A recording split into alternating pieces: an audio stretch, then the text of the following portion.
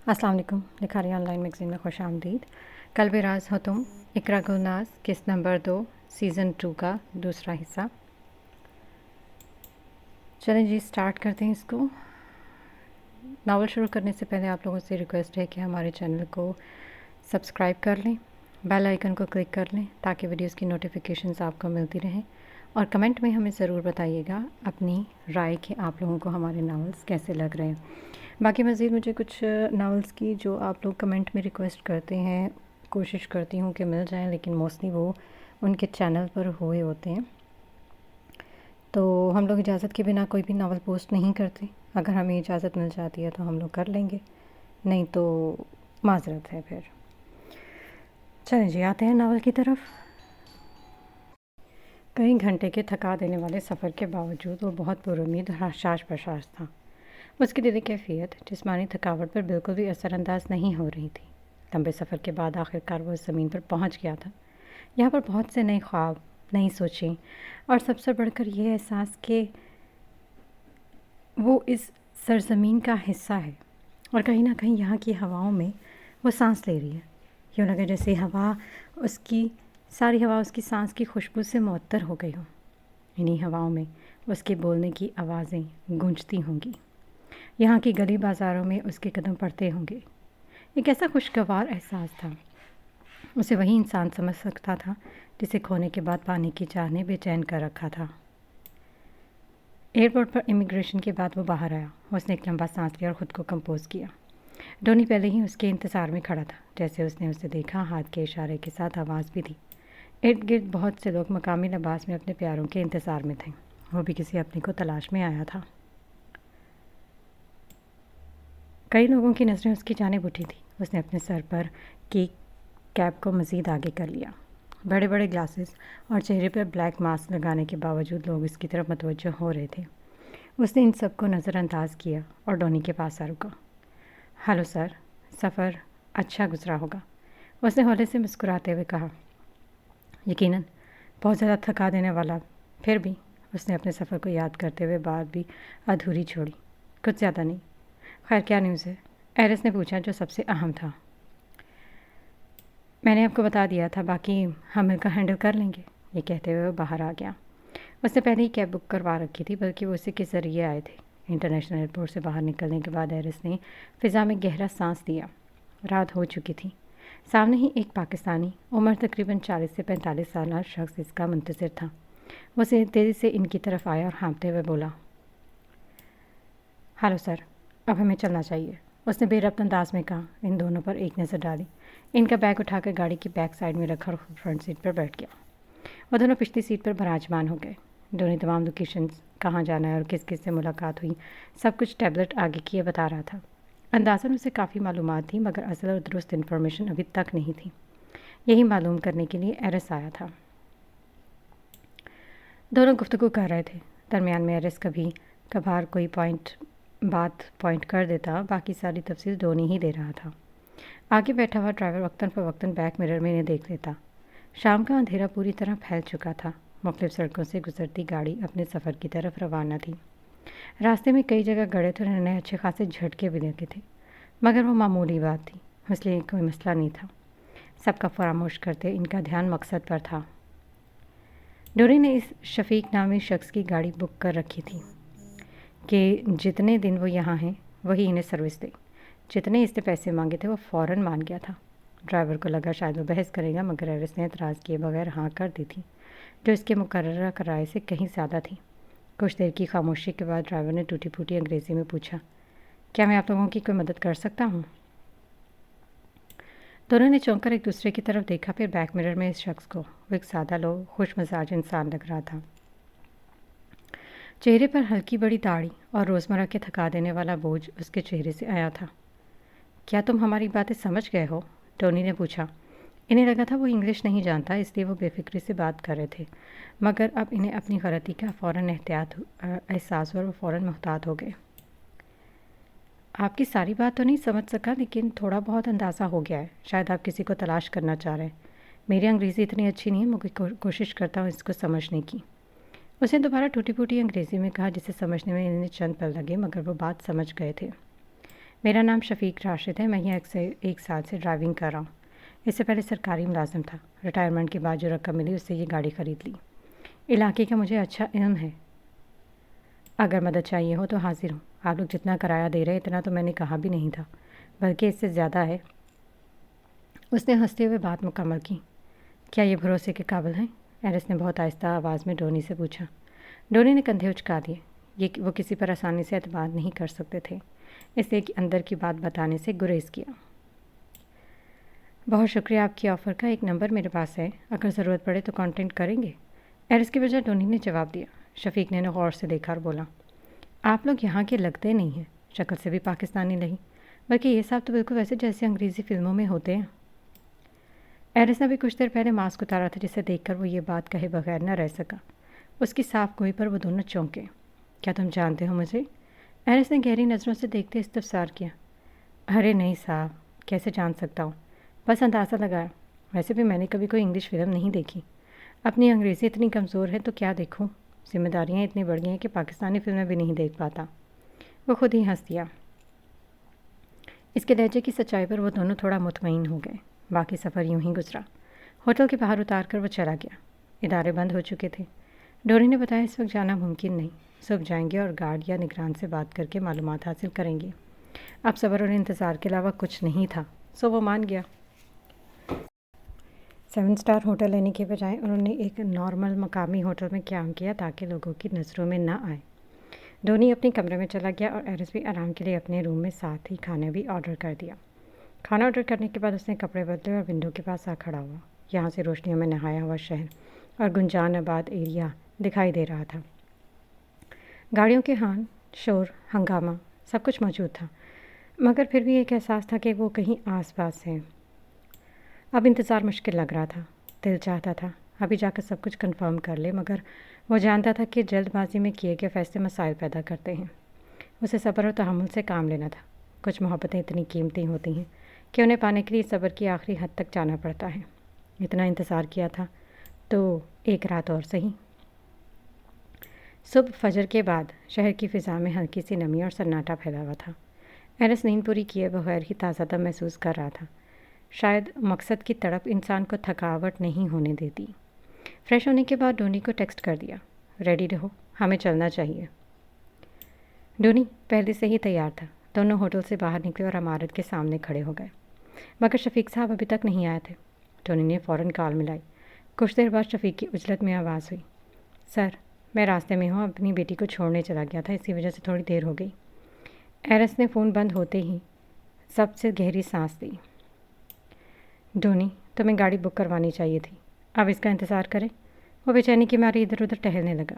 اس کی پیشانی پہ پسینے کے ننھے قطرے جمع ہونے لگے تھے۔ وہ اچھا ایک گائیڈڈ پرسن ہے، پاکستان میں لیٹ ہونا معمولی بات ہے۔ ڈونی نے پرسکون لہجے میں کندھے اچکائے۔ میں کافی عرصے سے یہاں پر ہوں تو مجھے ماحول کی کچھ حد تک عادت ہو گئی ہے، لیکن ایرس کے لیے یہ سب کچھ نیا اور غیر معمولی تھا۔ صبح ہونے کے باوجود سورج کی تپش بے رحمی سے ہر چیز کو جلانے پر تلی ہوئی تھی۔ ہوا چل تو رہی تھی مگر گرم، بھاپ جیسی۔ سڑک پر کھڑے ایسے لگتے جیسے دھوپ ان کے اندر چبھ رہی ہو۔ جون جولائی کی گرمی نے تو شہر کو آگ بنا رکھا ہے۔ ایرس نے کئی بار اپنا پسینہ صاف کیا۔ پسینے کے ٹپکتے قطرے اس کی گردن، کنپٹی اور رخسار سے بہہ کر شرٹ میں جذب ہو رہے تھے۔ اگر اس نے دیر کرنی تھی تو ہم ہوٹل کے اندر بھی انتظار کر لیتے، وہ ضبط کے باوجود بول پڑا۔ اس کی آواز میں گرمی سے زیادہ بے چینی تھی۔ وہ جلدی میں تھا، دل، دماغ، وجود سب ایک ہی سمت بھاگ رہے تھے۔ ایرس صاحب آپ غلط موسم میں آئے ہوں، یہاں 36 ڈگری کا مطلب ہے پورا دن چلنا۔ ڈونی نے بالوں میں ہاتھ پھیرتے ہوئے آہستہ سے مسکرا کر کہا، ہم جس ماحول سے آئے ہیں وہاں اتنی گرمی کا ہونا وبال جان جیسا ہے۔ ایرس نے تعصب سے آسمان کی طرف دیکھا۔ دھوپ مزید تیز ہو رہی تھی۔ ایرس کی صبر کی ڈوری کھینچ رہی ہو۔ دل کی دھڑکنیں سب سے زیادہ شور کر رہی تھیں۔ یہاں کے لوگ کیسے سروائیو کرتے ہوں گے؟ وہ سوچے بنا نہ رہ سکا۔ صرف 10 منٹ کے انتظار نے ہی اسے پسینے سے شرابور کر دیا تھا۔ انہوں نے سڑک پر آتے جاتے لوگوں کو دیکھا۔ بہت سے لوگ پیدل جا رہے تھے۔ انہیں بھی گرمی لگ رہی تھی، لیکن اس موسم کا ہونا ان کے لیے بہت زیادہ پریشانی کی بات نہیں تھی۔ گرمی ان کے لیے بھی تکلیف دہ تھی، مگر شاید وہ ان کے لیے روز کی معمول کی بات تھی۔ सुबह सवेरे ही सूरज ने अपनी हिद्दत दिखाना शुरू कर दिया और वो पूरी आबोताब के साथ चमक रहा था। एरिस ने अपनी कैप थोड़ी सी आगे कर ली ताकि धूप इसके चेहरे पर ना पड़े। गर्मी ने मास्क को भी गीला कर दिया था। उसने अपनी घड़ी पर टाइम देखा और तनाव से खड़ा इंतज़ार करने लगा। डोनी भी बार बार कॉल मिला रहा था। उसने बताया कि वो पहुंचने वाला है। वो एक दरख्त के नीचे खड़े हो गए और वक्त गुजारे के लिए आते जाते लोगों को देखने लगी। पास ही एक रेड़ी वाला था जो फ्रूट बेच रहा था और रेड़ी के ऊपर एक छोटा सा शेड था। वो धूप में खड़ा उम्मीद भरी नज़रों से हर गुजरते इंसान को देख रहा था। एरिस ने सरसरी निगाह डाली और आसपास से गुजरते लोगों को देखकर समझ सकता था कि इनकी ज़िंदगी कितनी मुश्किल होगी। जैसे ही शफीक वहाँ आया तो उन्होंने एक लंबा सांस लिया।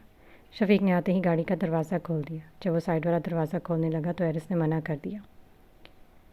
इतना ज़्यादा प्रोटोकॉल लेना, माशी मसाइल में उलझे लोगों से इतनी तरह खातिरदारी करवाना उसे अच्छा नहीं लगा था। इसने खामोशी से पीछे बैठ गया था। जनाब, लेट होने के लिए माजरत। शफीक ने गाड़ी में बैठते ही कहा और फ़ौरन एसी ऑन कर दिया। गाड़ी में बैठते उन्होंने सुकून का एक गहरा सांस लिया।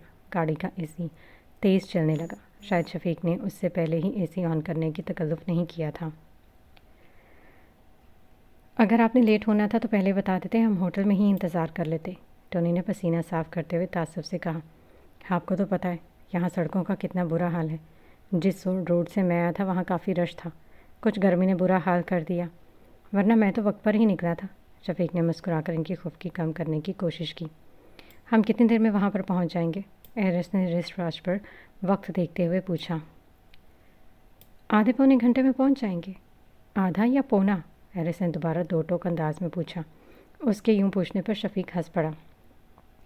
आपको 35 मिनट में पहुंचा दूंगा, उसने रफ्तार बढ़ाते हुए कहा। अपनी दाढ़ी पर हाथ फेर कर ध्यान से सड़क पर नजरें जमा दी।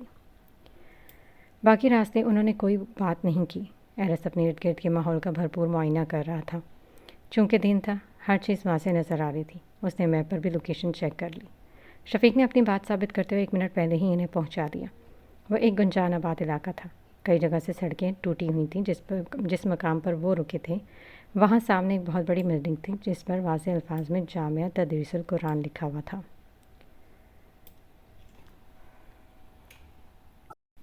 बाहर से ही वो 2 मंजिला इमारत काफ़ी रकबे पर फैली हुई थी। उसके साथ कुछ दुकानें थी और थोड़े फासले पर दूर तक रिहायशी आबादी थी। लीजिए, आपकी मतलूबा जगह आ गई। गाड़ी रुकते ही शफीक खुशगवार अंदाज में बोला। एरिस ने गर्दन मोड़कर इनकी जानिब देखा। वो गाड़ी से बाहर निकला, दोबारा चेहरे पर मास्क चढ़ा लिया। डोनी भी इर्द गिर्द का गौर मुआयना कर रहा था। उसे अपने अंदर अजीब सा एहसास हो रहा था। क्या वाकई वो इतनी करीब पहुंच चुके हैं? चंद मील का फासला, शायद इससे भी कम। दिल बार बार यही कह रहा था, यही जगह होगी। बाहर निकलते ही गर्मी ने पूरी तरह अपनी शिद्दत का एहसास दिला और चंद लम्हों में दोबारा पसीना छलकने लगा। आप लोग यहाँ किससे मिलने आए हैं? शफीक ने अपनी आदत से मजबूर होकर दोबारा पूछा। एरिस ने डोनी की जानिब देखा। जामा के बाहर खड़ा गार्ड भी अब इनसे बात करना चाह रहा था। एरिस सोच रहा था कि आया शफीक से मदद ले, लेकिन अगले ही पल उसने फैसला किया कि पहले वो खुद बात करेगा। आप यहाँ इंतज़ार करें, एरिस ने मुख्तसरन कहा और डोनी के हमरा आगे बढ़ गया। सिक्योरिटी गार्ड भी हैरत से इन्हें देख रहा था, शायद इसलिए कि इनका हुलिया और लबो लहजा मकामी लोगों जैसा बिल्कुल नहीं था। मुझे अंदर किसी से मिलना है। वो इसकी बात समझ नहीं सका। ऊपर से ही जामे सिर्फ लड़कियों के लिए था तो अंदर दाखिल कैसे होने दिया जाता? एरिस ने खशमगीन निगाहों से देखा। वो गार्ड को समझाना चाहता था। मुझे यहाँ की इंतज़ामिया किसी इंचार्ज से बात करनी है जो भी यहाँ मामलात देखते हैं। लेकिन आपका यहाँ क्या काम है? गार्ड ने सख्त लहजे में इस्तफसार किया। हम यहाँ किसी को भी यूँ अंदर जाने की इजाज़त नहीं दे सकते। आपकी कोई बहन या बेटी है तो बाहर इंतज़ार करें। शफीक कुछ फासले पर गाड़ी के करीब खड़ा ये सारा मामला समझने की कोशिश कर रहा था, मगर उसे भी नहीं मालूम था कि वो यहाँ क्यों आए हैं। यही बात उसके भी तजस्सुस का बायस थी कि आखिर इन्हें जामे क्यों आना पड़ा, और वो देखने में भी मुसलमान नहीं लग रहे थे। इनको लबो लहजा यहाँ के माहौल से बहुत मुख्तलिफ था। वो इनके पास बार मुखातिब हुआ। सर, आप मुझे बता सकते हैं किससे बात करनी है ताकि मैं इन्हें समझा सकूँ। गार्ड ने अंग्रेज़ी को तरोड़ मड़ोड़ कर बोलने के बावजूद वो समझ गए थे। एरिस ने बहुत आहिस्ता और ठहरे हुए अंदाज में बताया ताकि वो असल बात समझ जाए। हम यहाँ पर एक लड़की के लिए आए हैं। वो मेरी दोस्त है। उसका मुस्तक़बिल पता हमें मालूम नहीं, लेकिन उसने यही एड्रेस दिया। हमें सिर्फ उस बारे में जानना है। गार्ड ने आंखें चढ़ाईं और दोनों की जानिब देखा जैसे कोई अनोखी बात सुन ली। 2 जवान लड़के जामिया के सामने खड़े किसी लड़की का पूछ रहे थे, अपने दोस्त को मिलने के लिए। ये बात हैरान कन थी और साथ साथ गैरत को भी ललकारने वाली। ये कोई यूनिवर्सिटी नहीं है कि आप अपने दोस्त से मिलने के लिए आए हो। गार्ड का लहजा थोड़ा तुंद हुआ। हैरिस ने इस्तरारी कैफियत में पहलू बदला और डोनी की जानिब देखा। वाकई इन्हें समझाना मुश्किल था। उसने गार्ड से दरख्वास्त की, मुझे इंतज़ामिया में से किसी मर्द से बात करवा दे, मैं खुद इन्हें अपनी बात समझा दूंगा। कहने के साथ उसने इंग्लिश से उर्दू ट्रांसलेशन वर्ड उसके सामने किए। आप इन्हें सरात साहब से मिलवा दें, मेरे ख्याल से वो आपका मसला समझ आएंगे और दीनी लिहाज से आपको बेहतर रहनुमाई करेंगे, शफीक ने हल बताते कहा था। शशोपंच में सिक्योरिटी गार्ड अंदर चला गया था। उसके जाने पर उन्होंने शुक्र अदा किया। वो गर्मी में बाहर खड़े खुद को पुरसकून रखने की कोशिश में हलकान होने लगे। 5 मिनट बाद वो दोबारा हाजिर हुआ। आप अंदर जा सकते हैं, लेकिन सिर्फ एक, बाकी बाहर इंतज़ार करें। हैरिस ने इस बात में सर हिलाया और इसके हमरा अंदर चला गया। कुछ कमरे तो इब्तदाई हिस्से में थे और आगे इमारत में मज़ीद कमरे थे। गार्ड ने एक कमरे की जानिब इशारा किया कि वो वहाँ चला जाए। उसने वहाँ से दूसरी सिमत देखा। वहाँ कुछ लड़कियाँ मुकम्मल पर्दा और दस्ताने पहने काम कर रही थी। हैरिस हैरान हुआ कि इतनी गर्मी में ये सब कुछ कैसे इतने आराम से काम कर सकती हैं। सरात साहब के कमरे के दरवाजे पर पहुँचते हैरिस ने नॉक किया और अंदर आने की इजाज़त मांगी। कमरे में दाखिल होते उसने देखा कि एक बुज़ुर्ग शख्स तकरीबन 60 साल, सफ़ेद दाढ़ी और पगड़ी के साथ आजसी और पकीज़गी लिए कुर्सी पर विराजमान थे। हेलो सर, उसने मुस्कुराते हुए कहा और हाथ मिलाया।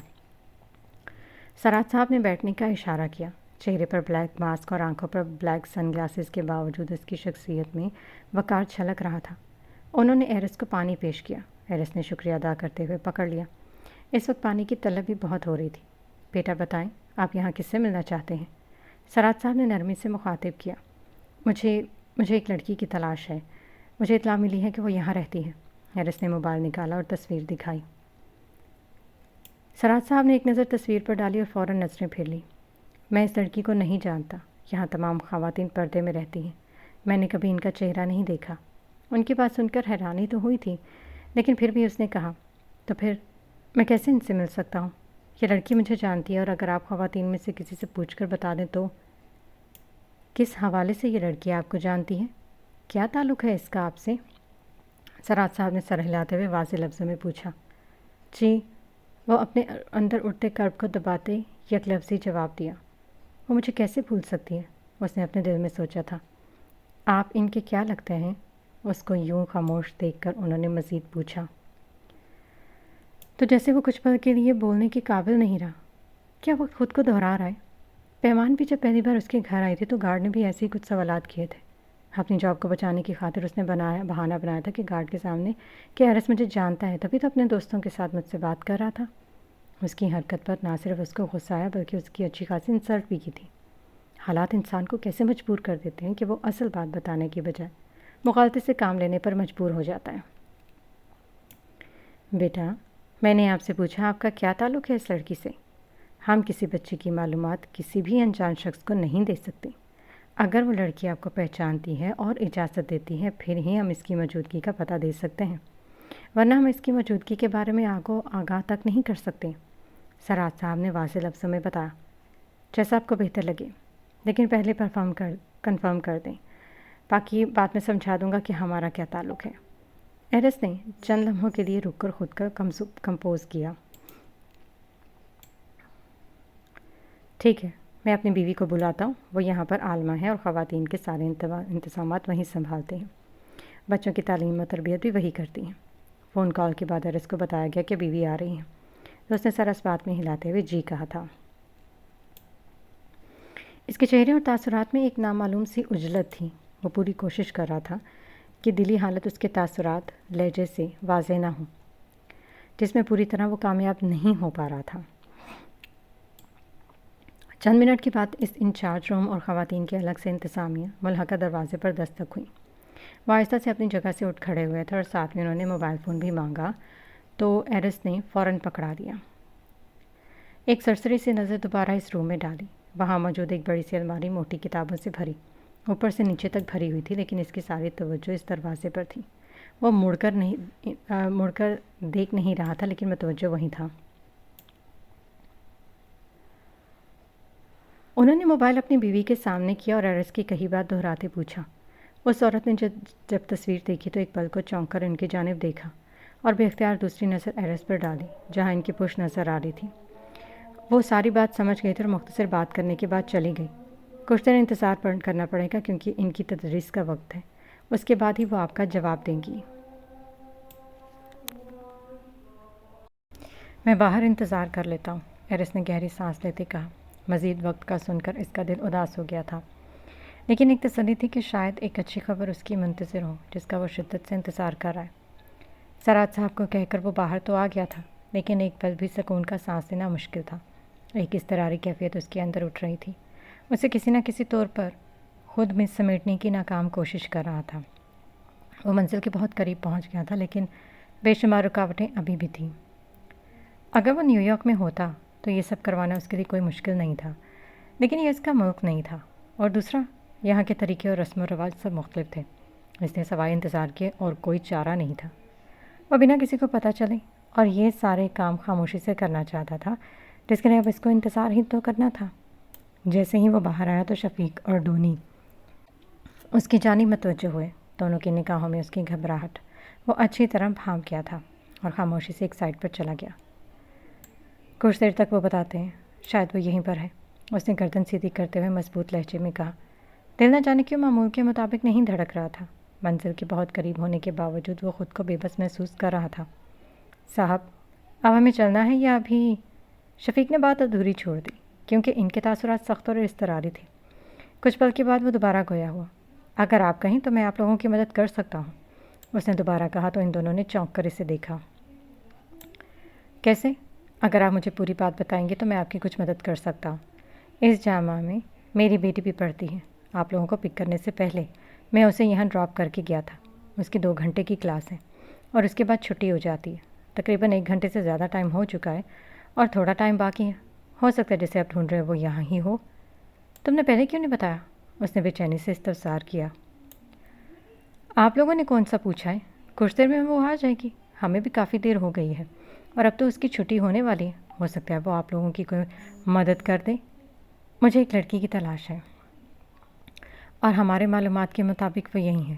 وہ میری دوست ہے لیکن وہ مجھ سے ناراض ہے، بس ہم مجھ سے ملاقات کرنا چاہتے ہیں۔ ایرس نے بات کی گہرائی میں جانے کے بجائے مختصراً بتایا۔ وہ کچھ حد تک اس کی بات سمجھ گیا تھا۔ تب تک آپ گاڑی میں بیٹھ کر انتظار کر لیں، باہر بہت زیادہ گرمی اور میں آپ لوگوں کے لیے ٹھنڈا پانی لاتا ہوں۔ یہ کہہ کر وہ چلا گیا تھا۔ سراج صاحب نے جب اس کے سامنے موبائل میں تصویر دکھائی تو اس کی آنکھوں میں حیرت اور پریشانی کے کئی رنگ اتر آئے۔ پھر جب انہوں نے آنے والے کا نام بتایا تو وہ ایک لمحے کے لیے بالکل خاموش ہو گئی۔ اس نے کچھ بھی بتانے سے پہلے اجازت چاہی اور جلدی سے اپنے کمرے کی طرف بڑھی۔ سارے کام پس پشت ڈال کر وہ اپنے کمرے میں آئی تھی، موبائل اٹھایا اور 1 نمبر ملایا۔ شاید وہ وقت آ گیا تھا جنہوں نے اس کا کئی بات ذکر کیا تھا۔ انہیں لگا تھا کہ شاید کچھ نہیں ہوگا، وہ شاید ناممکن سی امید کو تھامے ہوئے ہے۔ ایک لمبے عرصے کے بعد یہ بات سچ ثابت ہو رہی تھی۔ اس نے کال ملائی مگر کال ریسیو نہیں کی گئی۔ 2-3 بار ملانے کے بعد آخر کال اٹھا لی گئی۔ مختصر حال حوال کے بعد وہ اصل بات پر آئیں۔ آپ کی بات بالکل سچ ثابت ہوئی ہے، وہ یہاں آ گیا ہے۔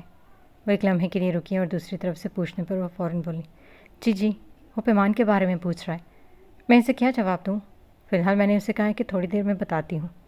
دوسری طرف سے سنجیدہ آواز میں کچھ کہا گیا تھا۔ ٹھیک ہے، پہلے میں اس سے بات کر لوں، یہ سب اس کے لیے آسان نہیں ہوگا، ہمیں کچھ وقت درکار ہوگا، یہ اتنا آسان نہیں جتنا آپ سمجھ رہی ہیں۔ کچھ دیر بات کرنے کے بعد کال کاٹ دی گئی تھی۔ سینے میں اٹھتی نامعلوم سی ہلچل کو دباتے ہوئے سیڑھیاں چڑھتے اوپر آئیں۔ لمبی راہداری نما حصے میں بنے کمروں کے درمیان وہ گزرتے ایک دروازے کے سامنے رک گئی تھی۔ برسوں سے ایک پوشیدہ راز شاید اب آشکار ہونے والا تھا۔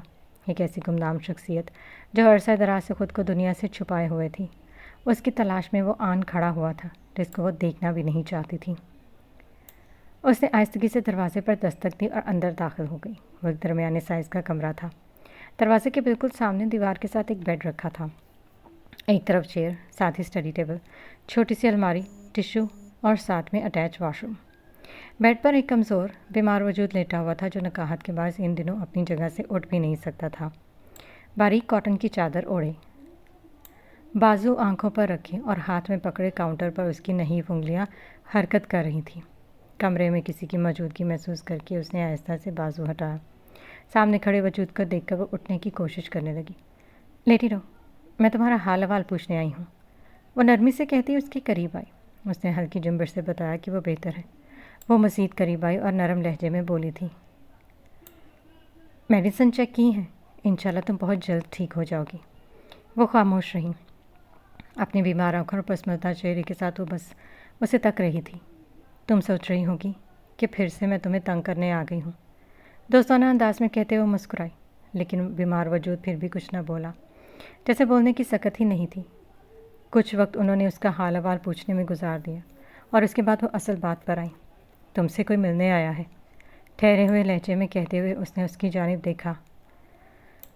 اس کی آنکھوں میں ایک دم سوال ابھرا۔ کون؟ پرسوں سے نہ کوئی اس کا خیر خواہ تھا، نہ کوئی حال پوچھنے والا، اور نہ ہی وہ خود کسی کو اپنی زندگی کے بارے میں بتانا چاہتی تھی۔ وہ گمنامی کی زندگی میں مطمئن تھی۔ کیا تم نام جاننا چاہو گی؟ اسے ذہنی طور پر تیار کرنے کے لیے تمہید باندھی اور پھر آہستگی سے بولی، ایرس ابرام آیا ہے۔ اس کے چہرے کے تاثرات یکدم سخت ہو گئے، آنکھوں میں نفرت کی لہر سے دوڑ گئی۔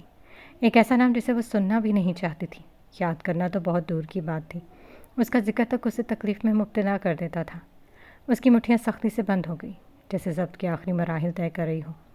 ہونٹ ہلکے سے کھلے لیکن لفظ بے جان ہو کر رک گئے۔ سانسیں بے ترتیب ہو گئی۔ وہ یقین نہیں کر پا رہی تھی کہ جو اس نے سنا وہ سب سچ ہے یا پھر اس کو سننے میں کچھ غلطی ہوئی ہے۔ وہ تم سے ملنا چاہتا ہے، وہ اس کے قریب آ کر آہستہ سے بولی۔ ابھی تو وہ تمہارا نام پوچھ رہا ہے، اگر میں ہاں کہہ دی تو؟ ایک پل کو وہ خاموش اور اس کی جانب دیکھتے پوچھا، کیا تم اس سے ملو گی؟ بات کرتے ہوئے اس نے اس کا ہاتھ دبا کر اپنائیت کا احساس دلایا تھا۔ اس نے زرد چہرہ لیے زور سے نفی میں سر ہلا۔ وہ کہنا چاہتی تھی کہ اس کا نام پسند نہیں کرتی، اس انسان سے ملنا تو دور کی بات ہے، لیکن آواز گلے میں پھنس کر رہ گئی، ہورن کپ کپ آ کر رہ گئے اور ماتھے کی نسیں ابھر آئی تھیں۔ اگر وہ یہاں تک آ گیا ہے تو پھر اس کے لیے مزید جاننا مشکل نہیں ہوگا۔ وہ دروازے کی طرف بڑھتی ہوئی بولی، جہاں تک مجھے لگتا ہے اسے یقین ہے کہ تم یہی ہو۔ دروازہ کھولتے وہ رکی اور دھیرے سے بولی، جو ہونا ہے وہ ہو کر رہے گا، تم جیسا چاہو گی ویسا ہی ہوگا۔ یہ کہہ کر وہ باہر نکل گئی۔ اس نے دوبارہ بازو آنکھوں پر رکھ لیا تھا، بے چینی کی اس کیفیت میں خود کو مضبوط کرنے کی کوشش کرتی رہی۔ وہ نہ صرف ذہنی طور پر تھکی ہوئی تھی بلکہ جسمانی نکاہت بھی حد سے زیادہ تھی۔ وہ بہت کچھ کہنا چاہتی تھی، بہت کچھ، لیکن نفس جیسے بکھر گئے تھے اور وہ خاموشی سے بے آواز بے بس پڑی رہی اپنی جگہ پر۔ چھٹی کے بعد جیسے ہی شفیق صاحب کی بیٹی باہر آئی، اس نے اپنے باپ کو دیکھا تو ان کی طرف بڑھی۔ وہ دونوں جو گاڑی میں بیٹھے ہوئے تھے فوراً باہر آئے۔ انہیں سمجھنے میں دیر نہیں لگی کہ یہی ان کی بیٹی ہے۔ وہ چلتے ہوئے ان کی جانب آئے تھے، اجلت میں انہیں مخاطب کیا تھا، آپ ان سے پوچھیں۔ وہ شفیق صاحب سے مخاطب تھا لیکن نظریں اس لڑکی پر تھیں۔ اس کی بے قراری حد سے بڑھ رہی تھی لیکن وہ پھر بھی خود کو نارمل ظاہر کرتے پوچھ رہا تھا۔ وہ لڑکی مکمل عبایا میں تھا، اس کی آنکھیں بمشکل دکھائی دے رہی تھیں لیکن اس کی نظروں میں جو الجھن اتری ایرس نے فوراً محسوس کر لی۔ کیا ہوا ابو، سب خیریت ہے؟ اس نے دونوں اجنبی مردوں کو دیکھ کر حیرانگی سے استفسار کیا۔ جی بیٹا خیریت ہے، اس صاحب نے میری گاڑی بک کروائی ہے، انہیں ایک لڑکی کی تلاش ہے جو اسی جامعہ میں پڑھتی ہے، کیا تم ان کی مدد کر سکتی ہو؟ کون سی لڑکی؟ اس لڑکی نے حیرت چھپائے بنا پوچھا تھا۔ ایرس نے فوراً موبائل نکالا اور کلک کرتے ہوئے پیمان کی تصویر اس کے سامنے کر دی۔ کیا آپ اسے جانتی ہیں؟ وہ پوری طرح اس کی جانب متوجہ تھے۔ لڑکی ایک دم ساکت ہو گئی اور تصویر کو غور سے دیکھا۔ وہ الجھن کا شکار ہو گئی۔ جس لڑکی کو وہ جانتی تھی وہ تو ہڈیوں کا ڈھانچہ بن چکی تھی، اس تصویر سے بہت مختلف۔ ہاں شاید میں نے اسے دیکھا ہے، وہ آہستہ سے بولی، جو اپنی کہی بات سے متفق نہیں تھی۔ وہ تذبذب کا شکار ہو چکی تھی کہ آخر وہ کیوں پوچھ رہے ہیں، اور اس لڑکی کی تصویر کو دوبارہ بغور دیکھا تھا۔ وہ مسکراتا ہوا چہرہ تو اجنبی لگ رہا تھا بہت، اور مجھے لگ رہا ہے کہ یہ وہی ہے، لیکن میں پورے یقین سے نہیں کہہ سکتی کیونکہ تصویر میں جو لڑکی ہے اور یہاں موجود لڑکی سے بہت زیادہ مختلف ہے۔ وہ لمحہ بھر کر رکی اور اپنے باپ کی طرف دیکھا۔ وہ بھی سمجھ نہیں پا رہی تھی کہ اصل معاملہ کیا ہے، اور یہی بات اسے پریشان کر رہی تھی۔ اس کا نام پیمان ہے، ایرس نے نام بتایا تھا۔ لڑکی نے ہولے سے سر ہلایا اور تذبذب کا شکار دوبارہ کہنا چاہا۔ میں نے یہاں کچھ عرصہ پہلے ہی جوائن کیا ہے، یہاں بہت ساری لڑکیاں ہیں لیکن ایک بار میں ایک باجی کے ساتھ کھانا دینے گئی تھی. اس شکل سے ملتی جلتی یہاں ایک بیمار لڑکی ہے. باجی نے بتایا تھا کہ وہ کئی سال سے یہاں رہ رہی ہے. وہ نہ تو کمرے سے باہر آتی ہے اور نہ کسی سے بات کرتی ہے. شاید وہ بول نہیں سکتی. ایرس کی یہ بات سن کر تسلی کے بجائے مزید بے چینی اور تجسس بڑھا گیا تھا. میں نے اسے کبھی کمرے سے باہر آتے نہیں دیکھا. بہتر ہے کہ آپ محترمہ رقیہ صاحبہ سے پوچھ لیں. وہ یہاں کی انچارج ہیں اور سب ریکارڈ انہی کے پاس ہوتا ہے. اس کی باتیں نے ایرس کے پرسکون نہیں کیا بلکہ مزید اندر تک ہلا دیا تھا. کیا وہ اپنی بہت سی صلاحیتیں کھو چکی ہیں؟ میری بیٹی صحیح کہہ رہی ہے. آپ کی مدد رقیہ صاحبہ یا اسرار صاحب کی ہی کر سکتے ہیں. سوری، میں اور کچھ نہیں جانتی اس لڑکی کے بارے میں. وہ کون ہے اور کہاں سے آئی ہے؟ تھینکس یہ سب بتانے کے لیے. وہ شکریہ ادا کرنا نہیں بھولا تھا. ایرس نے گھڑی دیکھی. کافی دیر ہو چکی تھی. آپ اپنی بیٹی کو گھر چھوڑنے جا سکتے ہیں. جہاں مزید کتنا وقت لگے گا کچھ کہہ نہیں سکتے. اس نے جاتے ہوئے کہا تھا تو وہ اس بات میں سر ہلاتا اپنی بیٹی کے ہمراہ چل دیا تھا. وہ گارڈ سے بات کر کے دوبارہ ایک طرف بنے کمرے کی طرف چلا آیا. آہستہ قدموں سے چلتے ہوئے سراج صاحب کے کمرے کے سامنے آ رکا تھا. جیسے انہوں نے دیکھا تو اندر آنے کے لیے کہا اور بیٹھنے کا اشارہ کیا. آپ نے جس لڑکی کے بارے میں پوچھا ہے وہ یہیں رہتی ہے. میرا دل کہہ رہا تھا نا کہ وہ یہی ہیں. اور میری بیگم نے آپ کے بارے میں انہیں بتا دیا ہے. سراج صاحب نے اسے غور سے دیکھا. وہ جانتے تھے کہ اس سے غلط بیانی کرنا ٹھیک نہیں. یہ سن کر ایرس کے اندر تک سکون سرایت کر گیا. وہ اپنی منزل کے بہت قریب پہنچ چکا تھا. اپنے چہرے کے تاثرات چھپانے کے لیے اس نے سر کو جھکا لیا. پھر خود کو سنبھالتے ہوئے بولا، میں اس سے ملنا چاہتا ہوں. لیکن وہ آپ سے نہیں ملنا چاہتی. سراج صاحب نے صاف گوئی سے مخاطب ہوئے. جانتا ہوں وہ مجھ سے، میرے نام سے، میری پہچان سے نفرت کرتی ہوگی. اس نے گہری سانس لینے کے بعد دوبارہ بولا، پھر بھی میں ملنا چاہوں گا. میں اس سے معافی مانگنا چاہتا ہوں. شاید وہ کبھی مجھے معاف نہ کرے، لیکن کیا ایک انسان کو معافی مانگنے کا بھی حق نہیں؟ ماضی میں جو کچھ بھی ہوا تھا وہ سب کا کہیں نہ کہیں میں ذمہ دار ہوں. اور اگر وہ پھر بھی انکار کرے؟ سراج صاحب نے جانچتی نظروں سے دیکھتے استفسار کیا. پھر بھی ملوں گا. ایک بار، صرف ایک بار. اس کے بعد جو ہوگا میں قبول کر لوں گا. میں یہاں کے ماحول اور حدود کو سمجھ سکتا ہوں. ایسا کچھ نہیں کروں گا جس سے اس کے ادارے کی ساکھ پر کوئی حرف آئے. سراج صاحب نے خاموش اور پرسوچ انداز میں سر ہلاتے ہوئے بولے، فی الحال مشکل ہے. ابھی بچیوں کی مجلس اور تدریس کا وقت ہے. دوپہر کے بعد دیکھتے ہیں کیا ہو سکتا ہے. تب تک آپ ہمارے مہمان ہیں. دوپہر کا کھانا ہمارے ہاں کھائیے گا. مہمان نوازی کا شکریہ، لیکن میری سچویشن سمجھ سکتے ہیں کہ میں لچ کرنے کی پوزیشن میں نہیں ہوں. آپ ہمارے مہمان ہیں. اگر چاہیں تو ساتھ میں ہی لڑکوں کی مخصوص درسگاہ میں رک سکتے ہیں. میں محسن صاحب کو کہہ دیتا ہوں مناسب وقت ملتے ہی دوبارہ آپ سے بات ہوگی.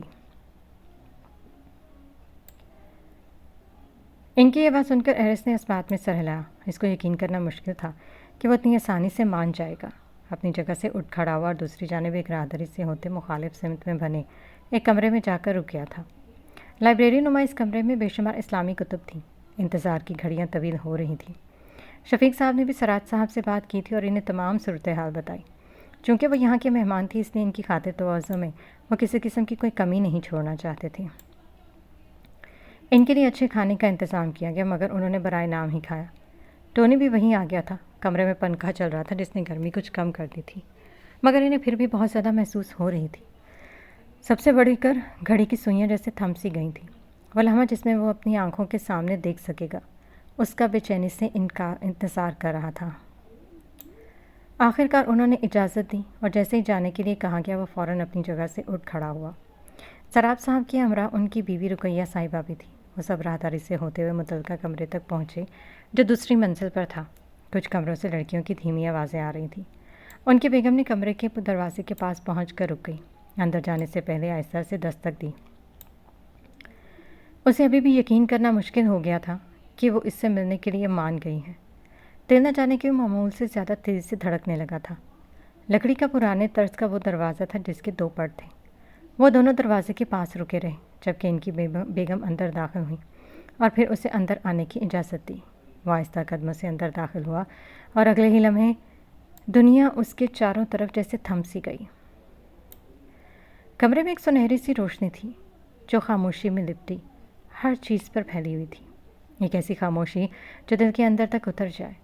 یہ صرف ایک کمرہ نہیں تھا بلکہ ایک ایسی روشنی، ایسا سکون جس نے لمحہ بھر کے لیے اسے اپنے حصار میں لے لیا تھا۔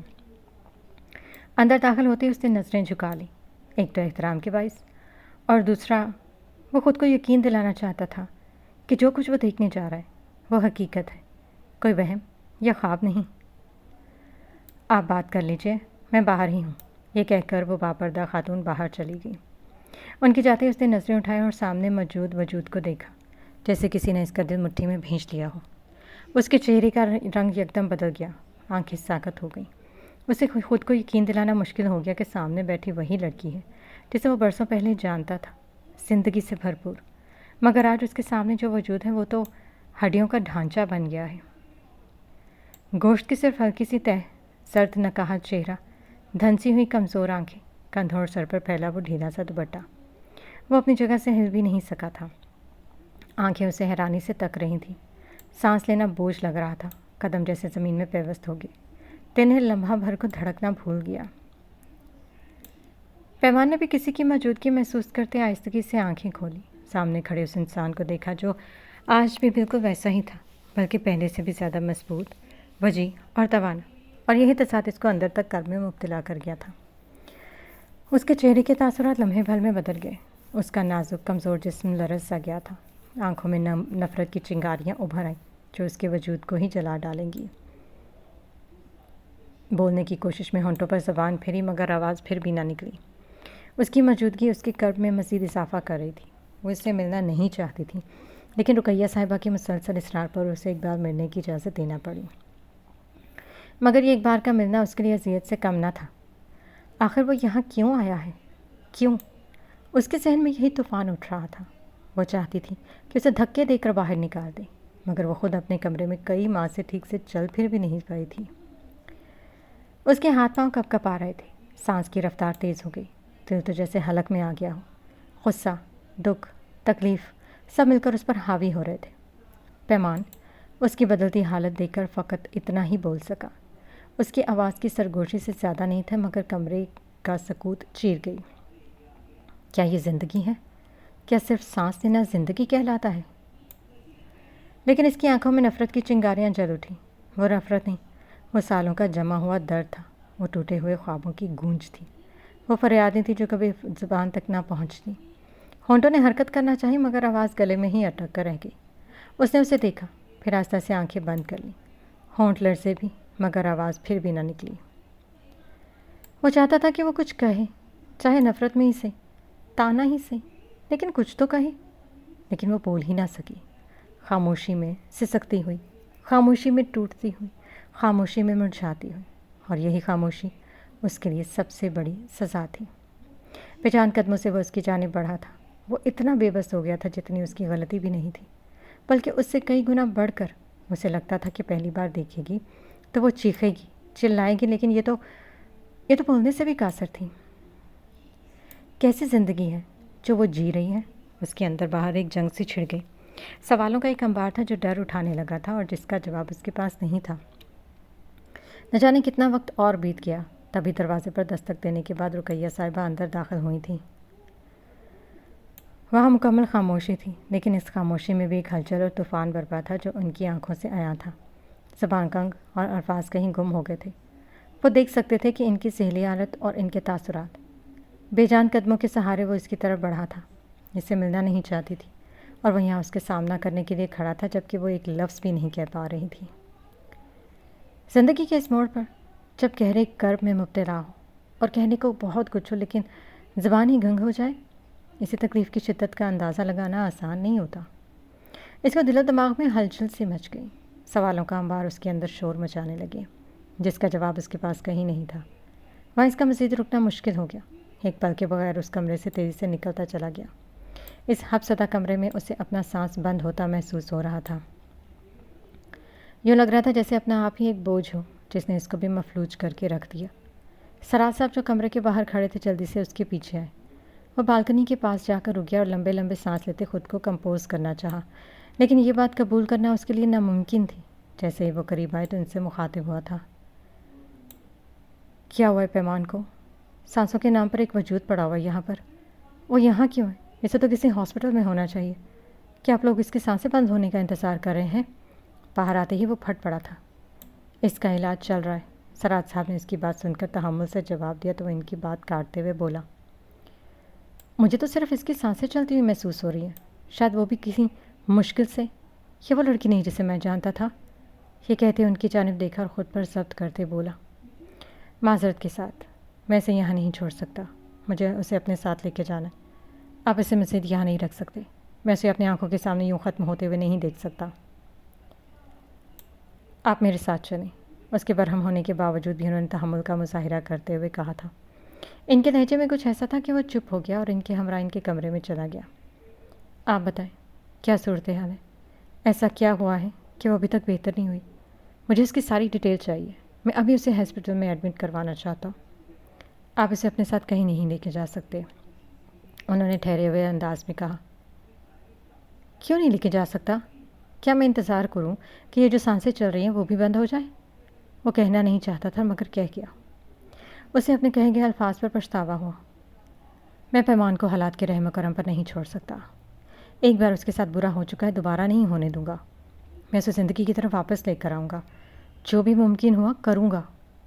اس نے مضبوط لہجے میں کہا، میں آپ کی کنڈیشن سمجھتا ہوں، لیکن یہ سب اس وقت ہی ممکن ہوگا جب وہ اپنا علاج کروانا چاہے۔ یہاں پر بھی اس کا بہت اچھے سے علاج چل رہا ہے، مجھے اسے اپنے ساتھ لے کر جانا ہے۔ اتنی گرمی ہے پنکھے کے سہارے اور اوپر سے اتنی بیمار ہے، کیسے علاج ہوگا؟ اس کا علاج چل رہا ہے اور سب سے بڑی چیز امید ہے جس کے سہارے انسان جیتا ہے۔ لیکن اگر کوئی جینے کی خواہش چھوڑ دے تو کوئی بھی ماہر ڈاکٹر یا بہترین ہاسپٹل بھی اس کا علاج نہیں کر سکتا۔ لیکن آپ تو بہت مہذب اور بڑا ادارہ چلا رہے ہیں، آپ کے لفظوں میں وہ تاثیر ضرور ہوگی جو اس کے دل کو بدل دے۔ کیا آپ نے بھی کوشش نہیں کی؟ بہت بار کی ہے، اور شاید یہی کوشش اسے زندہ رکھے ہوئے۔ تقریباً 2 سال تک تو وہ کوما میں رہی، سر پر چوٹ کی وجہ سے اس کی ذہنی حالت ٹھیک نہیں تھی۔ اسے ہم دوبارہ زندگی کی طرف لائے، لیکن پچھلے کچھ عرصہ سے کئی بیماریوں نے اسے گھیر لیا، وہ چاہ کر بھی خود کو سنبھال نہیں پا رہی۔ شاید ذہنی طور پر کچھ بہتر ہے، لیکن اس کے دل میں جینے کی تمنا۔ آپ ایک بار مجھ پر بھروسہ کریں، میں اسے دوبارہ زندگی کی طرف لے کر آؤں گا۔ اس نے پر یقین ہوتے ان کی جانب دیکھا۔ اس کے لہجے سے اس کی سچائی کا اندازہ ہو رہا تھا، پھر بھی وہ خاموش رہے۔ مجھے بہت کچھ جاننا ہے۔ پیمان یہاں کیسے آئی؟ اس کی ذمہ داری کس نے لی؟ ہر انسان کے بارے میں جس نے اس کی مدد کی۔ فی الحال ابھی ہم ان کے بارے میں آپ کو کچھ بتا نہیں سکتے، ان سے ہمارا رابطہ بھی مشکل سے ہوتا ہے۔ پیمان بیٹی ہماری ذمہ داری ہے اور جو ضروری ہے وہ ہم کر رہے ہیں، آپ بھی جلد بازی نہ کریں۔ سب سے اہم بات یہ ہے کہ وہ یہاں سے جانا نہیں چاہتی، نہ ہی کسی سے ملنا چاہتی۔ آپ زبردستی اسے اپنے ساتھ نہیں لے کر جا سکتے۔ اس انسان سے میں بعد میں بات کر لوں گا، لیکن ابھی میں اسے یہاں نہیں چھوڑ سکتا۔ آپ میری بات بھی تو سمجھیں۔ میری بیگم پیمان سے بات کریں گی، اس کا یہاں بھی اچھے سے علاج ہو رہا ہے۔ اگر وہ مان گئی تو ٹھیک، ورنہ آپ مجبور نہیں کر سکتے، انہوں نے واضح لفظوں میں جتا دیا تھا۔ وہ فقط انہیں دیکھ کر رہ گیا۔ قرض کی ادائیگی کا نوٹس آیا تھا اور اس نے گہرا سانس لیا۔ اس ماں کی قسط ادا کرنے کے لیے اس کے پاس مطلوبہ رقم تو موجود تھی، لیکن گھر کے اخراجات کا بوجھ وہ زیادہ تر نہیں اٹھا سکتا تھا۔ وہ پیسے بینک میں جمع کروانے کا سوچ ہی رہا تھا کہ اسے خانم لان کی کٹائی کے بعد اپنی باسکٹ میں تازہ پھلوں کی ٹوکری اٹھائی آتے ہوئے دکھائی دی۔ تم ابھی تک بینک نہیں گئے یا پھر آن لائن ہی پے کرو گے؟ انہوں نے باسکٹ سنبھالتے ہوئے سانس بحال کرتے پوچھا تھا۔ ان کا ارادہ گھر کے اندر جانے کا تھا مگر اسے دیکھ کر رک گئی تھیں۔ خود ہی چلا جاؤں گا، آن لائن ٹرانسفر بھی کر سکتا ہوں، لیکن جانا بہتر ہے، اور ویسے بھی آگے مجھے ایک اور جگہ بھی جانا ہے، تو ایک ساتھ 2 کام ہو جائیں گے۔ اس نے بالوں کو پیچھے کرتے کہا اور ان کے ہمراہ چل دیا۔ گھر کے اندر داخل ہوتے ہی وہ کچن کی جانب بڑھا اور پانی کا گلاس لا کر خانم کو تھمایا جو باسکٹ کو کچن کی شیلف پر رکھ رہی تھی۔ وہ ایک شاندار خوبصورت جدید سہولیات سے آراستہ وسیع و عریض گھر تھا جس کے اصل مکین یہاں مستقل نہیں رہتے تھے، وہ صرف چھٹیوں میں آتے یا جب کوئی کام ہوتا۔ اس کی دیکھ بھال کی ذمہ داری انہی پر تھی۔ میں یہ باغ سے تازہ پھل چن کر لائی ہوں، انہوں نے باسکٹ کی جانب اشارہ کیا جس میں سیب اور خوبانیاں دکھائی دے رہی تھیں۔ تمہارے پاس قسط کے پیسے تو ہیں نا؟ انہوں نے پانی کا گلاس پینے کے بعد ایک طرف رکھتے ہوئے استفسار کیا۔ جی۔ اس کے جواب پر انہوں نے اپنے بیٹے کی جانب غور سے دیکھا جس کے چہرے پر فکر اور پریشانی کی گہری لکیریں نمایاں تھیں۔ اور کتنی قسطیں رہ گئی ہیں؟ یہ وہ سوال تھا جو ہر بار قسط ادا کرنے کے وقت پوچھا کرتی تھی، اور اس نے ہمیشہ کی طرح ایک لمحے کو ٹھہر کر ان کی طرف دیکھا، جیسے یہ سوال اسے ہر بار نیا لگتا ہو۔ ابھی کچھ سال لگیں گے، آہستہ آہستہ سب ہو جائے گا، اس نے خود سے زیادہ اپنی ماں کو تسلی دیتے ہوئے کہا۔ حازم بیٹا، وہ تو انشاءاللہ ہو جائے گا، لیکن اگر تم اس پیشکش پر غور کرو تو تمہیں اس کی منہ مانگی قیمت مل جائے گی۔ انہوں نے نرمی سے بات شروع کی تو اس نے فوراً بات کاٹ دی۔ مجھے اپنی عرضی نہیں بیچنی، میں کتنی مرتبہ آپ کو بتا چکا ہوں، اور اس سے بھی جو یہ خریدنا چاہتا ہے۔ اس کا لہجہ یکدم سخت ہو گیا تھا۔ اپنی حالت دیکھیے، کتنے سالوں سے تم یہ قسطیں ادا کر رہے ہو، یہ سلسلہ ابھی کئی سال تک چلے گا۔ جب تمہیں ذہنی اور دلی سکون ہی نہیں تو اس سب کا کیا فائدہ؟ ان کے لہجے میں ہلکی سی تلخی آ گئی تھی۔ مجھے فائدہ ہو یا نقصان، میں اپنی زمین نہیں بیچوں گا، اور اس ایس ابراہیم کا تو بالکل بھی نہیں۔ وہ چاہے ساری دنیا کی زمین خرید لے، میں اپنی زمین کسی قیمت پر نہیں دوں گا، چاہے وہ ڈبل سے ٹرپل قیمت دینے کو بھی تیار ہو جائے۔ تمہارے بہن بھائیوں نے اپنا حصہ بیچ دیا، اور یہ اس کی زمین کے درمیان میں ہی تو ہے۔ تمہارا یہ چھوٹا سا ٹکڑا۔ وہ ابھی بات مکمل بھی نہ کر پائی تھی کہ وہ بول اٹھا۔ اس کے مقابلے میں یہ چھوٹا سا ٹکڑا ہی صحیح، مگر مجھے یہ بہت عزیز ہے، چاہے میں اسے یوں ہی بنجر چھوڑ دوں، لیکن کسی کو نہیں بیچوں گا، یہ میری زمین ہے، اس نے اپنی بات پر زور دیتے ہوئے کہا۔ اور ایس ابراہیم کی طرف ذرا کم جھکاؤ رکھیں، اس کے احسان و تلے دبنے کی بجائے اپنی محنت کا صلہ دیکھیں۔ وہ ہم پر کوئی احسان نہیں کرا، نہ ہی ہم اس کے ماتحت ہیں کہ اس کی مہربانیوں کے ممنون بنے رہیں۔ ہم دن رات محنت کرتے ہیں، تب جا کر ہمیں اس کا صلہ ملتا ہے۔ نہ جانے کیوں تم ساری دنیا سے خار کھائے بیٹھے ہو۔ میں نے اس سے ایک بار بات کی تھی، اور آپ نے اسے بات کیوں کی، جب میں خود اسے سنبھال سکتا ہوں؟ اس نے سختی سے کہا۔ یہ کس طرح سے بات کر رہے ہو؟ وہ ہمارا دشمن نہیں ہے۔ جیسے اس نے باقی سب سے اچھی قیمت پر زمین خریدی، ویسے ہی وہ ہمیں بھی پیشکش کر رہا تھا، بلکہ تمہاری ضد کی وجہ سے اس نے قیمت اور بڑھا دی، اور تم اس کی نیکی کو کسی اور ہی پلڑے میں توڑ رہے ہو۔ میں نے کب کہا کہ وہ میرے ساتھ نیکی کرے؟ تم سے بات کرنا نا دیوار سے ٹکر لگانے کے برابر ہے۔ تمہارے بہن بھائی اپنی زندگیوں میں مگن ہیں، ان پیسوں سے انہوں نے اپنے کاروبار سنبھال لیے، اپنی زندگیاں سیٹ کر لیں، اور تم ابھی تک۔ مجھے مزید اپنے بہن بھائیوں یا باقی سب کے قصیدے سننے میں کوئی دلچسپی نہیں ہے، معذرت کے ساتھ۔ اب دوبارہ مجھے اس بات کے لیے مجبور نہ کریں، اور نہ ہی بلا وجہ ایرس ابراہیم کی میرے سامنے تعریفیں کریں۔ میں جو کر رہا ہوں مجھے کرنے دیں، جو بھی مسئلہ ہوگا میں خود ہی نمٹ لوں گا۔ یہ کہتے وہ اپنی جگہ سے اٹھ کھڑا ہوا۔ اس کا چہرہ غصے سے سرخ اور سیاہی مائل ہو چکا تھا۔ اس پر موجود بدنما داغ اور بھی نمایاں ہونے لگے تھے۔ وہ تیز تیز قدموں سے وہاں سے نکل گیا۔ اللہ ہدایت دے اس لڑکے کو، وہ آہستہ سے بڑبڑائی۔ اچھا یہ پھل تو کھا لو، کہاں جا رہے ہو؟ انہوں نے پیچھے سے آواز دی۔ مجھے نہیں کھانے، آپ ہی کھائیں، یا جس کی تعریفوں کے پل باندھ رہی ہیں اسے کھلا دیں۔ یہ کہتے اس نے دروازہ زور سے بند کیا اور باہر نکل گیا۔ انہوں نے بے اختیار اپنے دل پر ہاتھ رکھ لیا۔ نہ جانے کیا ہوگا اس لڑکے کا، زندگی کے کسی بھی معاملے کو سنجیدگی سے نہیں لیتا۔ میں تو سوچ رہی تھی کہ اس کی شادی ہو جائے، شاید بیوی بچوں میں الجھ کر اپنے بارے میں کچھ بہتر سوچنے لگی، لیکن کہاں، پہلے ان قرضوں کی قسطوں سے تو نکلے۔ نہ جانے کب شادی کرے گا، کب اس کے بچے ہوں گے۔ وہ نئی نئی سوچوں میں الجھتے ہوئے گھر کی صفائی میں مصروف ہو گئیں۔ وقت جیسے اپنی رفتار کھو رہا تھا، لمحے رک گئے تھے، اور اس کے سینے میں چلتا ہوا اضطراب ہر حد پار کر چکا تھا۔ ایک تکلیف تھی، گہری، چبھتی ہوئی، جو اندر ہی اندر اس کے اعصاب چیر رہی تھی۔ ایسا لگ رہا تھا جیسے دل کو کسی نے مٹھی میں جکڑ کر نچوڑ دیا ہو۔ وہ کمزور رنگ، بے رنگ چہرہ اس کی آنکھوں کے سامنے جھلملاتا، اور دل کے اندر تکلیف چیخ اٹھتی۔ میں اس کو اس حالت میں نہیں دیکھ سکتا، بالکل بھی نہیں۔ وقت جیسے ٹھہر سا گیا تھا، بے چینی حد سے سوا ہونے لگی تھی۔ ایک عجیب سی تکلیف، ایک اندرونی طوفان اس کے وجود میں برپا تھا، ایسا طوفان جو سانس تک لینا مشکل کر دے۔ اس کی آنکھوں میں اس کا چہرہ ٹھہر گیا تھا، وہ کمزور وجود جس نے جیسے اس کی ساری ہمت چھین لی ہو۔ اپنی مٹھیوں کو سختی سے بھینچ کر اس نے خود کو کمپوز کرنے کی کوشش کی، مگر یہ سب اتنا آسان نہیں تھا۔ اگر تم اپنی زندگی میں خوش ہوتی اور آگے بڑھ چکی ہوتی تو شاید میں بھی یہ سب قبول کر لیتا، خود کو سمجھا لیتا کہ یہ سب ایسے ہی ہونا تھا، مگر وہ تو خود اپنی ہی زندگی سے تھک چکی تھی۔ وہ اسے اپنی آنکھوں کے سامنے مزید بکھرتا کیسے دیکھ سکتا تھا؟ میں تمہیں یوں خود سے دور جاتا ہوا نہیں دیکھ سکتا، میں تمہیں زندگی کی طرف واپس لاؤں گا، چاہے اس کے لیے مجھے کچھ بھی کرنا پڑے۔ کچھ بھی۔ میں پیمان کو اکیلا نہیں چھوڑ سکتا۔ ایک بار میں نے غلطی کر دی تھی اسے تنہا چھوڑ کر، دوبارہ کھونے کا حوصلہ نہیں مجھ میں۔ اس نے پرعزم لہجے میں خود کو باور کروایا تھا۔ ہانی جو گھر واپس آ رہا تھا تو اس کے موبائل پر رنگ ہونے لگی۔ اس نے چونک کر موبائل دیکھا، وہاں ماریا کالنگ جگمگا رہا تھا۔ کال پک کی۔ جی ماریا، وہ آہستہ سے بولا اور باہر بھاگتے دوڑتے مناظر دیکھنے لگا۔ اپنے منہ میں چنگم چباتے اس کی جانب متوجہ ہو چکا تھا۔ اہر سر میری کال پک نہیں کر رہے، بلکہ ان کا نمبر ہی بن جا رہا ہے۔ سب خیریت ہے نا؟ اس کے لہجے میں پریشانی صاف جھلک رہی تھی۔ جی بالکل خیریت ہوگی، ڈیڈ کسی ارجنٹ کام سے گئے ہیں، آپ کو تو معلوم ہوگا، اور وہ ڈسٹرب نہیں ہونا چاہتے، اس لیے ان کا نمبر بند ہوگا۔ میں نے بھی تھوڑی دیر پہلے ٹرائی کیا تھا لیکن کوئی رسپانس نہیں آیا۔ پھر میں نے ڈونی کے نمبر پر ٹرائی کیا۔ بے اختیار اس کے منہ سے ڈونی کا ذکر نکل گیا، ورنہ وہ اس کا نام لینا نہیں چاہتا تھا۔ ٹونی کے ساتھ؟ اس نے متعجب ہوتے پوچھا۔ جی، اس نے یک لفظی جواب دیا۔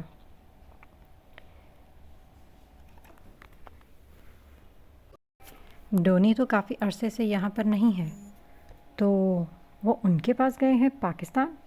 اس کے لہجے میں اشتیاق صاف جھلکنے لگا۔ وہ ایک ایک لفظ ٹھہر ٹھہر کر بول رہی تھی۔ یہ تو ڈیڈی بہتر بتا سکتے ہیں، لیکن انہوں نے ذکر کیا تھا کہ وہ ان سے ملیں گے، آپ کو اتنا پریشان نہیں ہونا چاہیے۔ وہ بات ختم کرنا چاہتا تھا۔ یہ میری ذمہ داری ہے، ان سے کانٹیکٹ میں رہوں۔ سارا شیڈیول تیار ہے اور میں نے ان کو آگاہ بھی کیا تھا۔ یہاں بہت زیادہ اہم پروجیکٹس ہیں، مختلف میٹنگز کرنی تھی، کچھ اسپانسرز اور پروڈیوسر سے ملاقات بھی تھیں۔ اب میں انہیں کیا جواب دوں؟ وہ جیسے خود سے ہی مخاطب تھی۔ اس کے لہجے میں تنفر اور پریشانی کا امتزاج صاف جھلک رہا تھا۔ اب یہ آپ کا کام ہے کہ آپ نے باقی سب کچھ کیسے مینیج کرنا ہے، اس نے لاپرواہی سے کندھے اچکاتے کہا، لیکن دوسری جانب ماریا کے ماتھے پر شکنیں ڈالے مخاطب ہوئی تھی۔ میں اپنا کام بہتر جانتی ہوں، لیکن ان کا یوں اچانک موبائل بند ہونا میرے لیے پریشان کن تھا۔ اس نے تم سے بات کی۔ اس نے اپنے لہجے کو نارمل رکھنے کی کوشش کی، مگر کہیں نہ کہیں تشویش ابھی بھی جھلک رہی تھی۔ میں نہیں جانتا کیا معاملہ ہے، باقی ڈیڈ آئیں گے تو آپ سے بات کریں گے، انہوں نے ہی بتایا ہوگا، لیکن میرا خیال ہے انہیں چند روز لگ سکتے ہیں۔ ان کی غیر موجودگی میں آپ سب کچھ ہینڈل کر لیں یا پھر پوسٹ پون کر دیں۔ یہ کہتے ایک لمحے کو رکا اور دوبارہ گویا ہوا۔ میرے دوست کی کال آ رہی ہے، بائے۔ اس سے پہلے کہ وہ مزید کچھ کہتی، فوراً ٹک سے فون بند کر دیا گیا اور وہ اپنے سیل فون کو دیکھ کر رہ گئی۔ ایسا بھی کیا ارجنٹ کام تھا جس کے بارے میں آگاہ کرنا ضروری نہیں سمجھا؟ اس نے اس کی ساری ڈیٹیل چیک کی۔ اسے سمجھ نہیں آیا کہ آخر وہ پاکستان کرنے کیا گیا ہے، کیا جو خبریں گردش کر رہی ہیں وہ واقعی سچ ہیں؟ اس کے دل نے تلخی سے سوال کیا خود سے، آخر اس میں ایسا کیا ہے جو کسی اور کی جانب وہ متوجہ نہیں ہوتا، جس کے لیے سب کچھ چھوڑ کر اس کے پیچھے نکل پڑا؟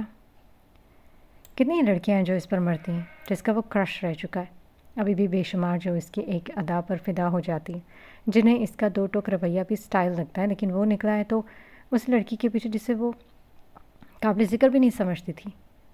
خداوند بھی ہے کیسے کیسے لوگوں کو نوازنا ہے، وہ تنفر سے سوچے بغیر نہ رہ سکی۔ سپہر نے اپنے پر پھیلانے شروع کر دیے، مخالف سمت میں ہوا چلنے لگی تو شام کے سائے بھی پھیلنے لگے اور سورج کی حدت بھی قدرے کم ہو گئی تھی۔ لوگوں کی چہل پہل میں اضافہ ہو گیا تھا۔ جو لوگ گھروں میں محصور ہو گئے تھے وہ دوبارہ روزمرہ کے کام انجام دینے کے لیے باہر گلی بازاروں میں گھوم پھر رہے تھے۔ اس نے سراج صاحب سے دوبارہ بات کرنے کا سوچا اور ان سے ملنے بھی گیا تھا، لیکن انہیں کہیں ایک ضروری کام سے جانا پڑا تو وہ وہیں رک کر ان کا انتظار کرنے لگا، جیسے ہی وہ پہلے ہی اس سے ملے تھے۔ وہ دونوں آمنے سامنے بیٹھے ہوئے تھے۔ کمرے میں پنکھے کی مخصوص آواز اور اس کی ہوا سے ہر چیز میں ہلکی سی ارتعاش پیدا ہو رہی تھی۔ میں پیمان کو اپنے ساتھ لے کر جانا چاہتا ہوں، اس نے دو ٹوک بات کرنے کا فیصلہ کیا۔ اس کی بات پر سراج صاحب نے بھویں سکیڑ کر اسے دیکھا۔ میں اسے اکیلا نہیں چھوڑ سکتا، ایک دفعہ میں غلطی کر چکا ہوں، لیکن اب دوبارہ نہیں۔ اس کا ذہنی بلکہ جسمانی علاج بھی کروانا میری ذمہ داری ہے، اس نے اپنی بات پر زور دیتے ہوئے واضح انداز میں آگاہ کیا تھا۔ لیکن وہ آپ کے ساتھ نہیں جانا چاہتی، آپ ایک ہی بات پر اصرار نہ کریں تو کیا میں اسے حالات کی رحم و کرم پر چھوڑ دوں، جب اس کے لیے ہر طرح کا ٹریٹمنٹ مہیا کر سکتا ہوں؟ میں اپنی آنکھوں کے سامنے اسے ختم ہوتا ہوا نہیں دیکھ سکتا۔ اس کے لہجے میں غیر معمولی شدت تھی۔ وہ جا کر بھی اسے چھپا نہیں پا رہا تھا، نہ جانے کیوں اس کے معاملے میں وہ خود پر قابو نہیں رکھ پاتا تھا، چاہے وہ نفرت ہو یا اب محبت۔ علاج اس کا یہاں بھی ہو سکتا ہے، یہاں بہترین معالج موجود ہیں۔ اس نے بات کاٹی۔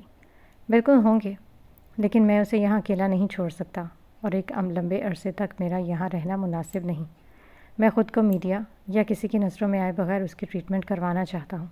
اس کی آواز ایک لمحے کو لرزی، پھر مضبوط ہوئی۔ دیکھیے ایرس ابراہم صاحب، آپ میری بات نہیں سمجھ رہے۔ آپ کی بات علاج تک ٹھیک ہے، لیکن آپ اسے کس تعلق سے اپنے ساتھ رکھنا چاہتے ہیں؟ اس کا لہجہ بہت واضح اور دو ٹوک تھا۔ ماتھے پر شکنیں ڈالی، آنکھیں سکیڑے ہوئے وہ ان کی بات کا مطلب سمجھنے کی کوشش کرنے لگا، اور پھر وہ سمجھ بھی گیا تھا، لیکن انہیں قائل کرنا مشکل لگ رہا تھا، انسانیت کے ناطے۔ اس لیے اس نے درمیانی راستہ اختیار کرتے ہوئے کہا تھا، میں نے تعلق کا پوچھا ہے، انسانیت کے ناطے تو آپ یہاں بھی مدد کر سکتے ہیں۔ میں اسے پسند کرتا ہوں، اس نے ٹھہرے ہوئے انداز میں پہلی بار کسی کے سامنے یوں اقرار کیا تھا۔ میں اسی تعلق کے ذریعے اس کی کیئر کروں گا اور اسے زندگی کی طرف واپس لے کر آؤں گا۔ اس کا تمام علاج، چاہے وہ ذہنی ہو یا جسمانی، ہر تکلیف، ہر درد میں سنبھالوں گا۔ میں آپ کی بات سمجھ گیا ہوں، لیکن مسئلہ وہی ہے کہ آپ کس تعلق کی بنیاد پر اسے اپنے ساتھ رکھنا چاہتے ہیں۔ سراج صاحب نے دوبارہ اپنی بات دہرائی۔ وہ چند لمحوں کے لیے خاموش رہا۔ ان کی بات کا وہ مطلب بھی بخوبی سمجھ گیا تھا، اور پھر سنجیدگی سے بولا تھا، اگر آپ کا لفظ تعلق سے مراد شادی ہے تو میں اس کے لیے بھی تیار ہوں۔ لمحے بھر میں فیصلہ کرتے اس نے انہیں آگاہ کیا تھا۔ آپ کو میری بات سمجھ آ گئی؟ پھر کچھ سوچ کر کہنے لگے، بیٹا، آپ ہمارے دین سے شاید ابھی صحیح طرح واقف نہیں۔ محض شادی ہو جانا کافی نہیں۔ آپ کا دین کیا ہے، میں یہ بھی جاننا چاہوں گا۔ میں ہر مذہب کا احترام کرتا ہوں، لیکن میں نے کوئی مذہب نہیں اپنایا۔ میں ایتھسٹ، منکر خدا ہوں۔ اس نے صاف کوئی سے جواب دیا تاکہ کوئی ابہام نہ رہے۔ ایتھسٹ، انہوں نے سب سے یہ لفظ دہرایا تھا، اپنی جگہ سے تھوڑا آگے کو جھکتے ٹھہرے ہوئے انداز میں بولے، دیکھو بیٹا، میں تمہاری تمام باتیں سمجھ رہا ہوں، اور مجھے یقین ہے کہ تم اس بچی کے لیے اچھا ہی چاہتے ہوگے، مگر ہمارے دین کے کچھ اصول ہیں جسے ہر مذہب میں ہوتے ہیں، جن سے تجاوز نہیں کر سکتا۔ جب معاملہ دو زندگیوں اور ایمان کا ہو تو ایمان سب سے بڑھ کر ہے۔ ہمارا مذہب کسی مسلمان لڑکی کو غیر مسلم لڑکے سے شادی کرنے کی اجازت نہیں دیتا، یعنی نکاح نہیں ہو سکتا۔ ایک مسلمان لڑکی جب کسی لڑکے سے شادی کرتی ہے تو اس کا مسلمان ہونا ضروری ہے۔ کسی غیر مسلم سے شادی کرنے کی صورت میں نہ تو اسلام میں اس کے نکاح کی کوئی شرعی حیثیت ہے اور نہ معاشرے میں، یہ زنا کے زمرے میں آتا ہے۔ سراج صاحب نے قدر تفصیل سے سمجھایا تھا۔ ان کی انگلش بھی اچھی تھی، جو آسانی سے ہر بات سمجھ میں آ رہی تھی۔ ایرس کے اندر جیسے کچھ ٹوٹا تھا، مگر وہ خاموشی سے سنتا رہا۔ سراج صاحب مزید بولے، نکاح کرنا سنت ہے، پاکیزہ عمل، ہم اسے لوگوں کی خواہشوں کی وجہ سے بدل نہیں سکتے۔ پیمان اگر کسی سے شادی کرنا چاہے تو لڑکی کا مسلمان ہونا لازمی ہے، کوئی کتنا ہی اچھا کیوں نہ ہو، دین کی حدود وہیں رہے گی۔ چند لمحے خاموشی کے بعد ایرس نے گہری سانس لی اور پرسوز لہجے میں پوچھا تھا، اگر میں مسلمان ہو جاؤں تو کیا وہ میری زندگی میں واپس آ جائے گی؟ جی بالکل، ہو سکتا ہے آپ لوگوں کا نکاح۔ اس کے چہرے کی جانب دیکھتے بولے، اسلام قبول کرنا محض زبان سے اقرار نہیں ہے، بلکہ اس کے لیے آپ کو دل سے اسلام ماننا ہوگا، اللہ کی وحدانیت پر یقین اور رسول صلی اللہ علیہ وسلم کو اللہ کے آخری پیغمبر مانتے ہوئے سچے دل سے ان کی تعلیمات پر عمل کرنا ہوگا۔ اسلام کی تعلیمات کے بارے میں کسی قسم کی کوئی بھی گنجائش نہیں ہونی چاہیے۔ اس کی جانب دیکھتے ہوئے انہوں نے واضح کہا تھا، جو بغور ان کی ہر بات کو سن رہا تھا اور کچھ توقف کے بعد دوبارہ گویا ہوئے، پھر بھی سب سے اہم فیصلہ ام پیمان کا ہوگا، وہ آپ کے مسلمان ہونے پر آپ سے شادی کرتی ہے یا نہیں، کیونکہ ہمارے دین میں ایسے معاملات میں کسی بھی قسم کی زبردستی اور جبر نہیں۔ ان کے نرم لہجے اور وقار کے ساتھ کئی باتوں پر اس بات میں سر ہلا دیا تھا۔ میں اسے منا لوں گا، اور میں کافی حد تک اسلام کے بارے میں جانتا بھی ہوں، لیکن اس کو قبول کرنے کا کبھی میں نے سوچا نہیں تھا۔ آپ کی نیت صرف نکاح تک کی نہیں ہونی چاہیے، بلکہ اس کو خلوص دل سے ماننا، اس پر یقین کرنا اور اس کے مطابق اپنی زندگی گزارنا ہوگی۔ اللہ تعالیٰ آپ کے لیے آسانی پیدا کرے، انہوں نے نرم لہجے میں سمجھاتے ہوئے کہا تھا۔ میں آپ کی بات سمجھ گیا ہوں سراج صاحب، یہ سب کچھ شاید ایسے ہی ہونا تھا۔ وہ اتنا ہی کہہ سکا۔ وہ بھی بات ہی کر رہے تھے کہ اچانک اذان کی آوازیں ہر جانب گونجنے لگی اور انہوں نے اپنی بات ترک کر دی۔ خاموشی سے اذان سننے لگے۔ وہ اتنا تو جانتا تھا کہ مسلمان اذان کے وقت خاموش ہو جاتے ہیں۔ وہ کافی حد تک اس مذہب کے بارے میں جانتا تھا، لیکن کبھی ارادہ نہیں کیا تھا کہ وہ بھی اس مذہب کو اپنائے گا۔ اسے اپنی بات یا اپنے فیصلے پر کسی بھی طرح کا کوئی پچھتاوا نہیں تھا، یہی بات اس کے لیے سب سے اہم تھی۔ اسے کسی قسم کے شک اور وسوسہ محسوس نہیں ہوا تھا۔ اس کی چھٹی حص جیسے سب اچھا ہونے کا اشارہ دی رہی تھی۔ اس نے اسے بلا جھجک یہ سب دل سے ماننے پر آمادہ کر لیا تھا۔ اذان مکمل ہوئی تو وہ چند لمحوں کے لیے بیٹھا رہا، جیسے ہر لفظ کی گونج اس کے دل میں بیٹھ گئی ہو۔ اس کے دل میں ایک عجیب سا سکون اور امید کا ملا جلا احساس پیدا ہو گیا تھا۔ اسے یقین ہو گیا تھا کہ جو فیصلہ وہ کرنے جا رہا ہے وہ صرف دل کی آواز پر مبنی ہے، یہ نہ کہ کسی دباؤ یا خوف پر۔ وہ اٹھا اور اپنی پوزیشن سیدھی کی، دل میں عزم کی روشنی کے ہمراہ۔ وہ یہ بھی جانتا تھا کہ آگے کا راستہ آسان نہیں ہوگا، لیکن اس کے لیے سب کچھ قربان کرنے کی طاقت اس میں موجود تھی۔ اپنے دلی سکون کے لیے، پیمان کے لیے، اس کی حفاظت اور خوشی کے لیے وہ سب کر سکتا تھا۔ پرم کی ماڈلنگ شوٹنگ تھی۔ وہ اپنے کام سے فارغ ہو کر ویٹنگ روم میں داخل ہوئی تو جان کو اپنے انتظار میں بیٹھا پایا۔ اسے حیرت ہوئی تھی کیونکہ پچھلے کچھ عرصے سے ان کے درمیان ایک انجانا سا فاصلہ پیدا ہو گیا تھا۔ وہ ایک دوسرے کے کاموں میں مداخلت بھی کم ہی کرتے تھے، جیسے خاموشی نے ان کے رشتے میں جگہ بنا لی ہو۔ مگر آج وہ خود اسے لینے آیا تھا، اس لیے اس نے بھی کوئی اعتراض نہیں کیا اور خاموشی سے اس کے ساتھ چلنے کے لیے تیار ہو گئی۔ اچھا نہیں لگا کہ میں تمہیں پک کرنے کے لیے آیا؟ اس نے گاڑی سٹارٹ کرتے مسکراتے پوچھا۔ اگر سچ کہوں تو تھوڑا عجیب لگا، اس نے سیدھے سادے انداز میں جواب دیا، نظریں اپنے نیل پینٹ پر جما دیں۔ کیونکہ تم مجھے پہلے جیسی توجہ نہیں دے رہے اور نہ ہی میں تم سے کسی خاص قسم کی توقع کر رہی تھی، لیکن اب تم آئے ہو تو اچھا لگ رہا ہے۔ مصروفیات بہت زیادہ بڑھ گئی ہیں اور پھر انسان وقت کے ساتھ بدل بھی جاتا ہے۔ انسان بدل جاتا ہے لیکن محبت نہیں، پرم نے اس کی بات کاٹتے کہا۔ اس کی آواز میں ہلکی سی چبھن تھی۔ اور شاید اب تم مجھ سے بیزار بھی ہو گئے ہو۔ اس کے یوں کہنے پر اس نے بغور اس کے چہرے کو دیکھا مگر کوئی جواب نہ دیا۔ اس کی یہی خاموشی پرم کو اندر ہی اندر کاٹنے لگی اور اس کے چہرے کے تاثرات سخت ہوتے چلے گئے۔ تمہاری خاموشی میں ہی تمہارا جواب ہے۔ میں زندگی کے معاملات کو تمہاری طرح اتنا پریکٹیکل ہو کر نہیں سوچتا۔ کیا یہ ضروری ہے کہ ہم ساری زندگی ایک ہی شخص کے ساتھ؟ وہ جملہ ادھورا چھوڑ گیا۔ تم کہنا کیا چاہتے ہو؟ کہ تم بور ہو گئے ہو یا وہ ہمارے رشتے میں تمہارے لیے کوئی دلچسپی نہیں رہی؟ اس نے دانت پیستے ہوئے استفسار کیا۔ میں اس وقت کوئی بورنگ بحث نہیں کرنا چاہتا، اس نے قدرے اکتائے ہوئے انداز میں کہا۔ میرا موڈ اچھا ہے اور اس موضوع پر ہم بعد میں بات کریں گے۔ وہ اسے گھور کر رہ گئی۔ کیا محبت سے بھی انسان بیزار ہو سکتا ہے؟ اس نے پھر بھی نرمی سے بات کرنے کی کوشش کی مگر اس کے لہجے میں تعصب صاف جھلک رہا تھا۔ ہاں ہو سکتا ہے، اس نے بے نیازی سے جواب دیا، کیونکہ ہر انسان ایک جیسا نہیں ہوتا۔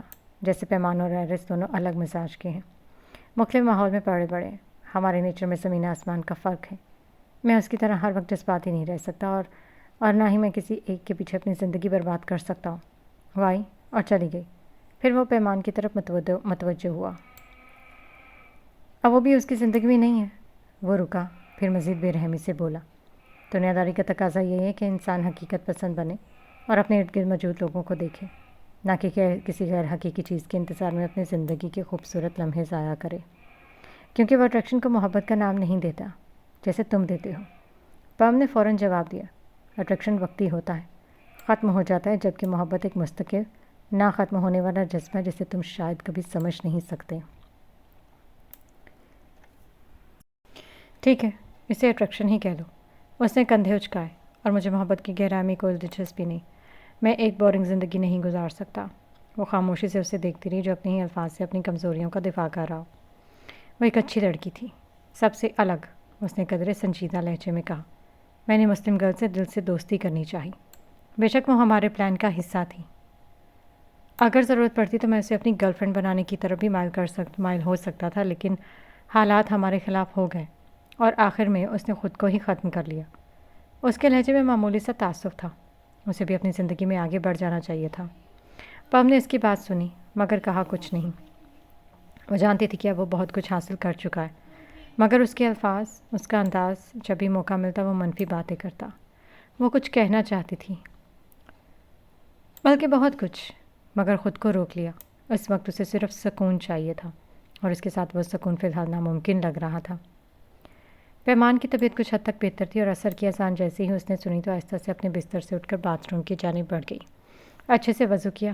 میڈیسن کا اثر تھا کہ وہ اب کچھ بہتر محسوس کر رہی تھی۔ جائے نماز بچھائی اور خشوع و خضوع کے ساتھ عصر کی نماز ادا کی۔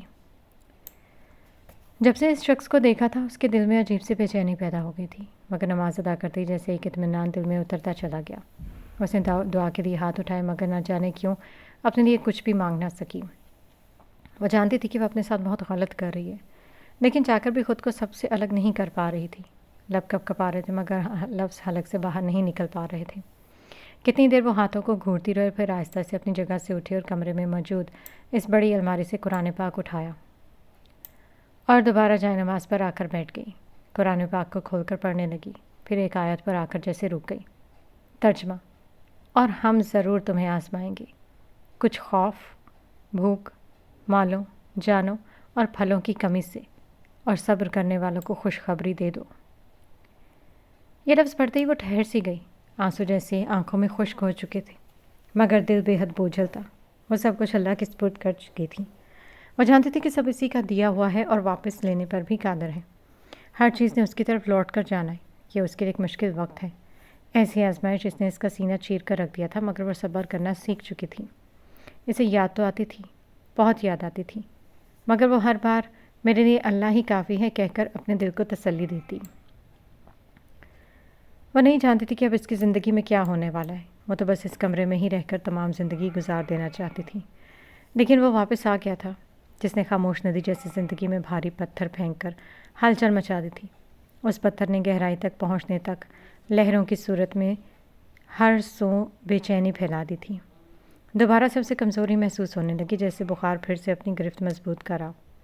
اس نے قرآن پاک بند کر کے ایک طرف رکھا اور سست روی سے بیڈ پر آ بیٹھی۔ ہاتھ میں پکڑا ہوا کاؤنٹر آہستہ آہستہ ایک ایک ہنسی عبور کر رہا تھا۔ باہر سے ہوا کے جھونکے آ رہے تھے جس سے کھڑکی کے پردے ہولے ہولے ہل رہے تھے۔ آرام کے غرض سے وہ دوبارہ بیڈ پر آ کر لیٹ گئی اور بے مقصد ہی چھت کو گھورے جا رہی تھی۔ تبھی دروازے پر دستک ہوئی۔ اس نے کروٹ لے کر کمزور سی نگاہ دروازے کی طرف ڈالی، دل میں دعا کی ہے کہ جو بھی باہر ہے وہ واپس چلا جائے۔ تبھی رقیہ صاحبہ نرم مسکراہٹ چہرے پر سجائے اندر داخل ہوئیں اور سلام کیا تھا۔ اس نے ہلکی سی جنبش سے جواب دیا۔ عصر کی نماز پڑھ لی آپ نے؟ اس کے قریب آتے اس کا ماتھا چیک کرنے لگی۔ ان کی آواز میں نرمی اور خلوص لہجے سے آیا تھا۔ پیمان نے کوئی جواب نہیں دیا، بس چپ چاپ انہیں دیکھتی رہی۔ بخار بہت کم ہے، شام کو ڈاکٹر آ کر چیک کرے گا، انشاءاللہ بہت جلد ٹھیک ہو جاؤ گی۔ وہ اس کے قریب بیٹھ گئی اور نرمی سے اس کا کمزور ہاتھ اپنے ہاتھوں میں لے لیا، تو اس نے اپنے پنجرہ نما ہاتھوں کو دیکھ کر نظریں جھکا لیں۔ زندگی بہت عجیب ہے نا، رقیہ صاحبہ نے دھیرے سے کہا۔ ہم جو چاہتے ہیں اکثر اس کے برعکس ہوتا ہے، کیونکہ یہاں زندگی آزمائشوں کے لیے ہے۔ انسان یہاں اپنی مرضی یا خواہش نفس کے لیے نہیں آیا۔ ہر انسان کا ایک خاص مقصد ہوتا ہے۔ ہر انسان زندگی کے مختلف مراحل سے گزرتا ہے، بظاہر تکلیف دہ، مگر اصل میں یہی راستے ہمیں مضبوط کرتے ہیں۔ یہ کہتے ہوئے وہ ایک پل کو رکی، پھر اس کی طرف دیکھتے آہستہ سے بولی، تم مجھے بہت عزیز ہو، باقی بچیوں کی طرح، اور یہاں جتنے بھی لڑکیاں ہیں وہ سب مجھے اپنی بچیوں جیسی عزیز ہیں۔ میں نے ہمیشہ تمہارے لیے بہتر سے بہترین کی دعا کرتی رہی ہوں۔ پیمان نے نگاہیں جھکائے رکھی۔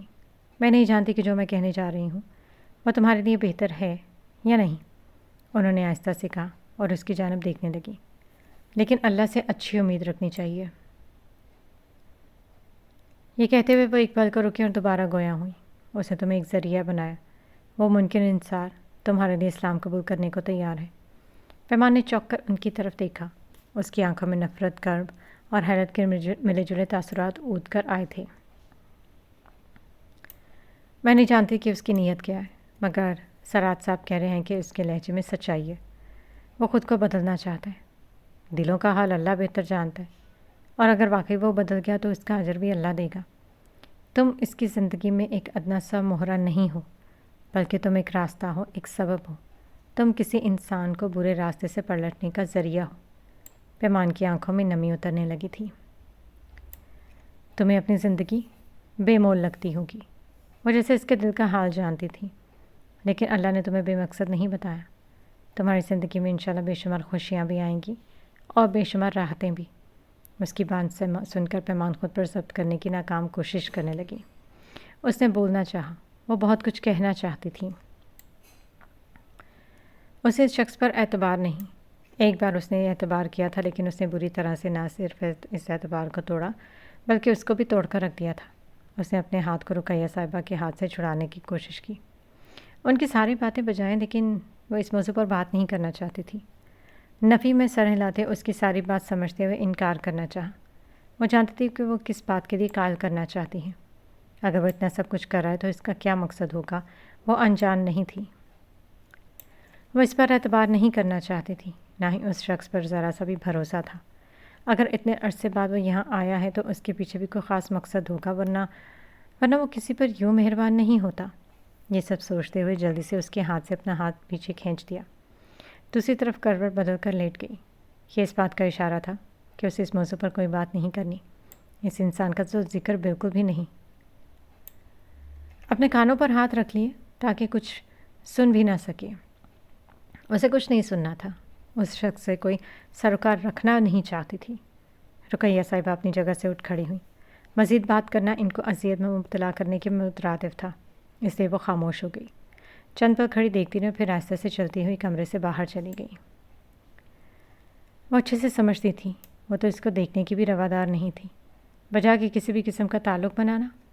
نفی میں سر ہلاتے وہ خود کو یقین دلا رہا تھا۔ ایسا نہیں ہو سکتا، نہ ہی ایسا وہ سوچ بھی سکتی ہے۔ وہ اس کی زندگی میں کہیں بھی نہیں ہے اور نہ ہی آ سکتا ہے۔